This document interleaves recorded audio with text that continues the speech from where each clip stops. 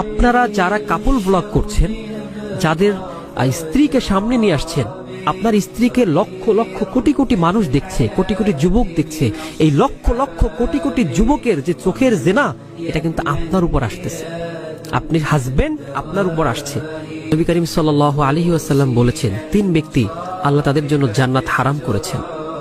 এক হচ্ছে যারা মাদক সেবন করেন, এটি হচ্ছে পিতামাতার অবাধ্যতা। 3 নম্বরে খুব ইম্পর্টেন্ট একটা বিষয়, সেটা হচ্ছে দায়ুস।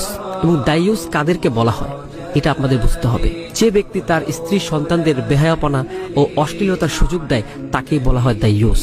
সুতরাং যারা পিতা আছেন তারা একটু চিন্তা করে দেখবেন। একই কথা স্বামী যারা আছেন, আপনার স্ত্রী যখন আপনার কাছে চলে আসছেন, তার দায়িত্ব আপনার। সে যদি বেপরদায় থাকে, এই দায়িত্ব কিন্তু আপনি কোনোভাবেই এড়িয়ে চলার সুযোগ নাই, কোনোভাবেই সুযোগ নাই।